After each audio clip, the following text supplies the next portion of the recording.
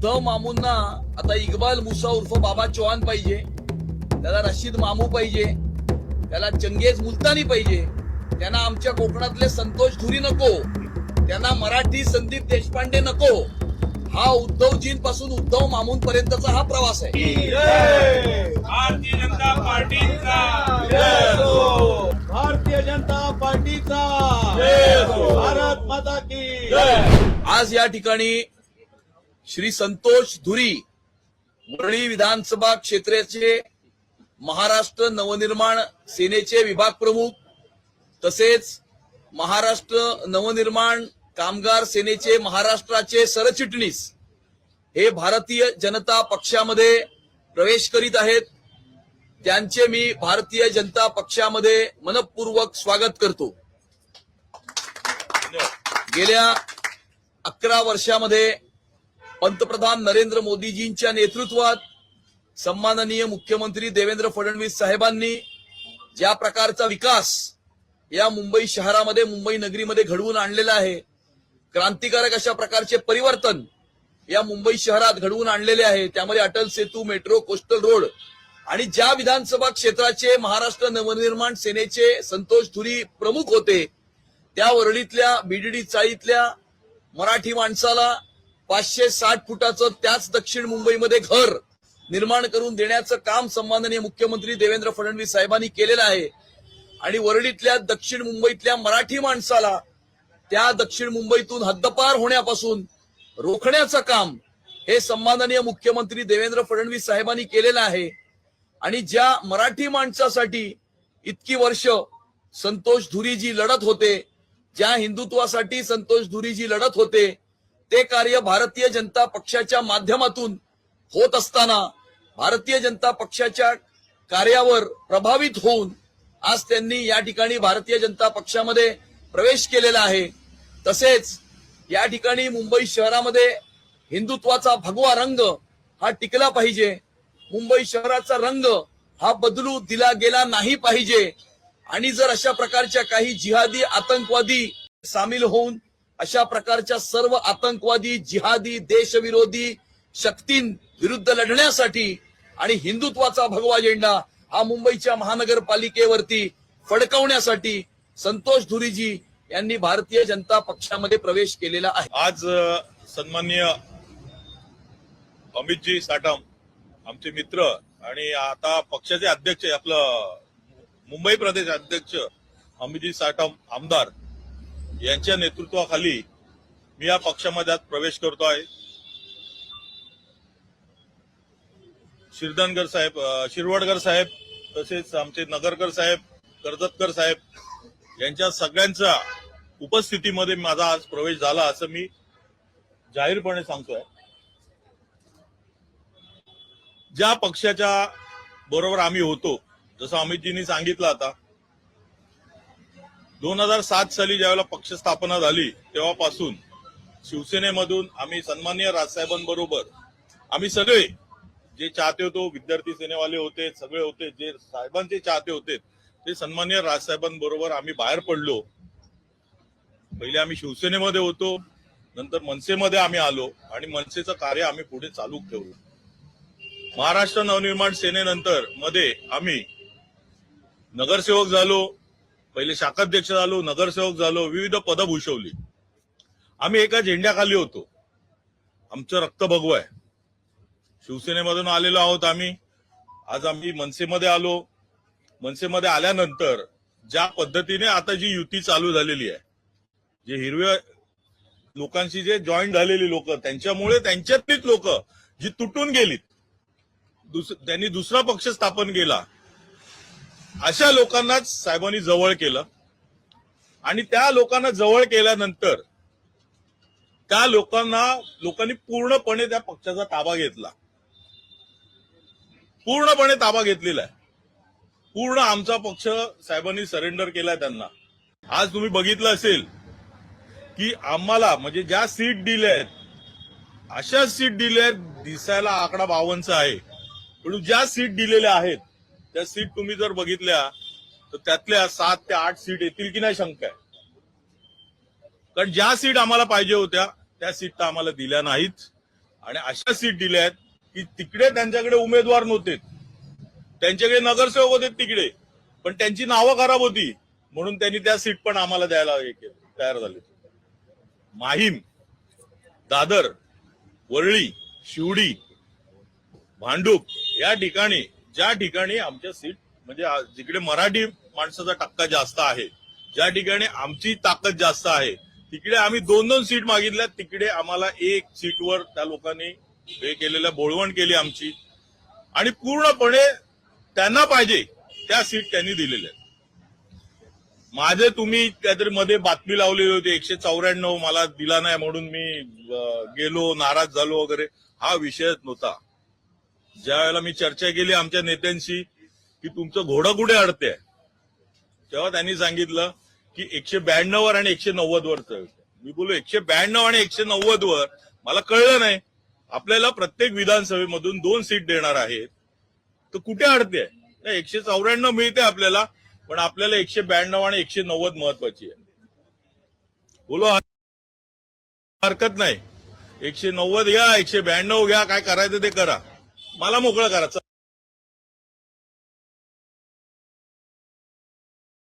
चला, मी ह्या भाषेमध्ये त्यावेळेला सन्माननीय सरदेसाई साहेबांना पण सांगितलं.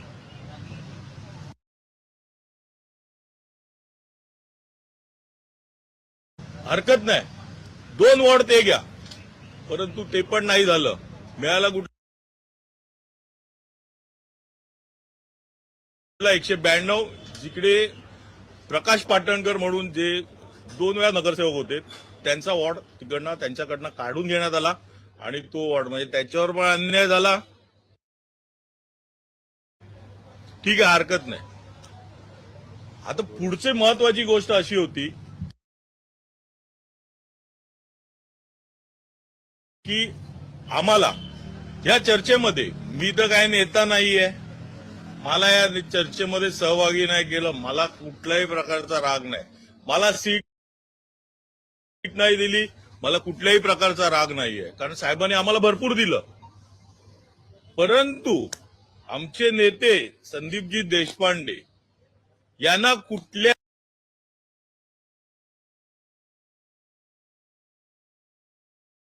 प्रकारच्या चर्चेमध्ये सहभागी केलं नाही, कुठेही त्यांना घेतलं गेलं नाही.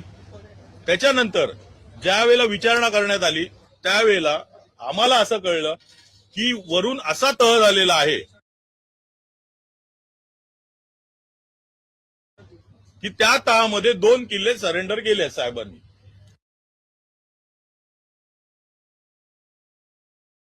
एक संतोष धुरी आणि एक संदीप देशपांडे, हे 2 किल्ले आमचे सरेंडर केलेले आहेत. म्हणजे काय केलं की तिकडनं बांद्रावरून सांगण्यात आलं, वांद्र्याच्या बंगल्यावरून सांगण्यात आलं की हे दोघं जण कुठेही दिसले नाही पाहिजेत, कुठल्याही चर्चेमध्ये दिसले नाही पाहिजे किंवा कुठल्याही उमेदवार म्हणून कुठेही दिसले नाही पाहिजे. देशपांडे तर काय उमेदवारी करणारच नव्हते, परंतु संतोष धुरी पण कुठे दिसलं नाही पाहिजे, या प्रकारचा तह झाला. आणि हे जेव्हा आम्हाला कळालं त्याच्यानंतर आमची चर्चा झाली. देशपांडे साहेबांना सांगितलं मी, जर असं होत असेल तर बोललो राहण्यात काय अर्थ आहे इकडे. एकतर काँग्रेस बरोबर जाऊन या लोकांनी स्वतःच रक्त हिरवं केलेलं आहे, आता परत इकडे येऊन आपलं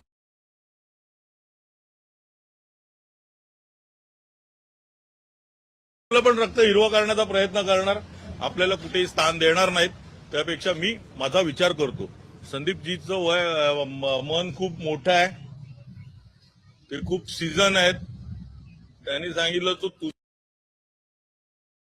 तुझा तू विचार कर बाबा, मी काय येत नाही.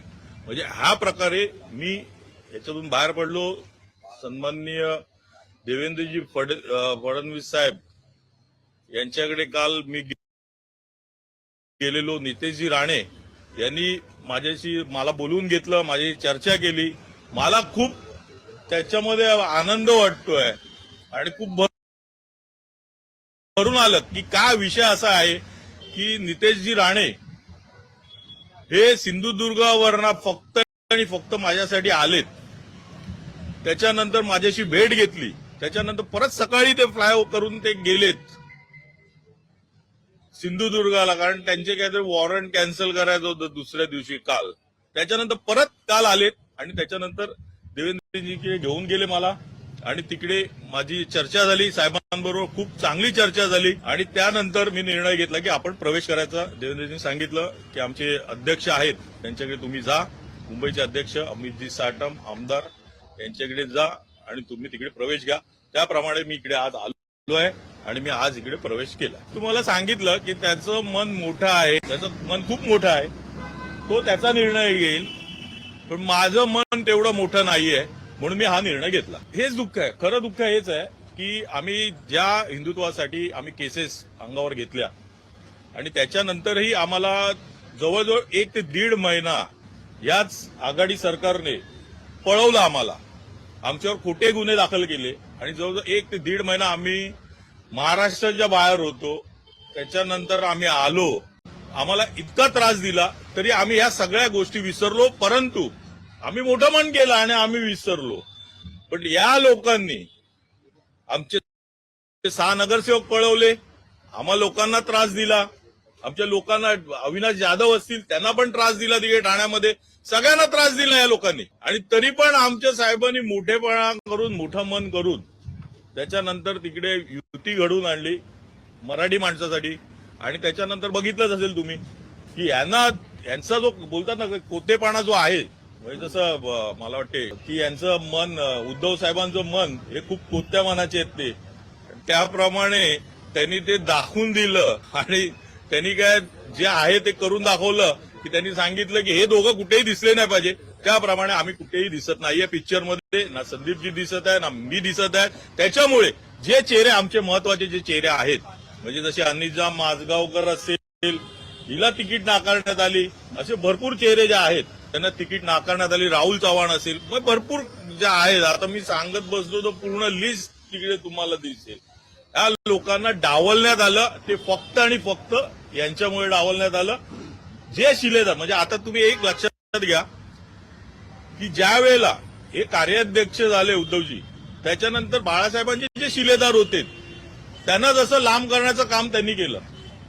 छगन भुजबळ साहेब असतील किंवा राणे साहेब असतील किंवा सन्माननीय राजसाहेब असतील, या लोकांना जसं या शिलेदारांना लांब करण्याचं काम त्यांनी एकदम सहज केलं, तसंच आता इकडे या पक्षामध्ये ताबा घेऊन आता ते शिलेदार फोडण्याचा त्यांचा प्रयत्न दिसतो, असं मला चित्र दिसतं. नाराजी मी तुम्हाला परत सांगतो, मला सीट पाहिजेच, हा मी कुठेही अट्टास धरला नाही. आणि मी जर अट्टास धरला असता तर मला सीट द्यावीच लागली असती, पण मी अट्टास कुठेही धरला नाही या गोष्टीचा. नक्की नक्की त्यामध्ये हरले साहेब. उद्धव साहेबांना सरेंडर केलाय, शिवसेनेला सरेंडर केलाय, संजय राऊत साहेबांना सरेंडर केलेलं आहे, अनिल परब यांना सरेंडर केलेलं आहे. तर आता कसं आहे की बंधुप्रेम आलं असेल आणि कसं आहे की साहेबांचं मन मोठं आहे, त्यांना आता कुठेही म्हणजे या छोट्या मोठ्या गोष्टी, कारण ज्या वेळेला त्यांची चर्चा चालू होती त्यावेळेला मी एका नेत्याकडून ऐकलेलं की, आणि तुम्हीच दाखवलेलं मला वाटतं चॅनलवर पण, जागा वाटपावरून कटुता येऊन दे नको आणि कुठेही विघ्न होऊन दे नको म्हणून हे साहेबांचं मोठं मन होतं. त्याच्यामुळे त्यांनी ते केलं, बाबा चला ठीक आहे, तुला कुठली सीट पाहिजे, ही पाहिजे दिली, ह्याचा बळी पाहिजे दिला, तो नको आहे नाही दिला, ह्या पद्धतीने त्यांनी केलेलं. नाही कुटुंब वगैरे ना, म्हणजे दोघं एकत्र आले वगैरे. मराठी माणसांसाठी तुम्ही जर भांडत असाल तर तसे चेहरे पण गेले पाहिजे ना सभागृहामध्ये. तसे चेहरेच नसतील, ज्या सीट न निवडून येणाऱ्या असतील त्या जर तुम्ही देत असाल तर कसं काय होणार. तुम्ही हे वाक्य बरोबर बोलताय की मराठी माणसासाठी मराठीसाठी करताय तुम्ही, पण तेच चेहरे जे भांडणार आहे मराठी माणसासाठी, जे जाऊन करणार आहे, ज्यांना अनुभव आहे, त्या लोकांना तुम्ही पुढे पाठवणार नसाल, त्यांना चर्चेमध्ये सहभागी करणार नसाल तर हे होणारच आहे ना. कुठल्याही प्रकारचा नाही मनधरणीपणा नाही किंवा कुठलं बोलवणं नाही की तुम्ही या वगैरे. संदीपजीने एक निरोप दिला की साहेबांनी तुला बोलवलंय, त्याच्यानंतर काल बोलवलेलं आणि नंतर निरोप परत आला. हे आता तुम्हाला जास्त माहिती माझ्यापेक्षा. तर तुम्ही लाईन उचलण्यामध्ये एक्सपर्ट आहात. खूप मोठी म्हणजे गोष्ट ही कठीण होती ती, की दोघं आम्ही बाजूला होणं, कारण एवढ्या वर्षाची मैत्री पक्षाच्या अगोदरपासूनची आमची जी मैत्री, त्याच्यानंतर पक्ष स्थापनेपासूनची आमची मैत्री होती चांगली. आंदोलनात पण होती, कुठल्याही केसेसवर आम्ही दोघं एकत्र जात होतो. परंतु ज्यावेळेला हा निर्णय मी त्यांना सांगितला, की मला निर्णय घ्यावा लागणार म्हणून, तेव्हा त्यांनी मला खूप समजवलं की बाबा तसं करू नको म्हणून.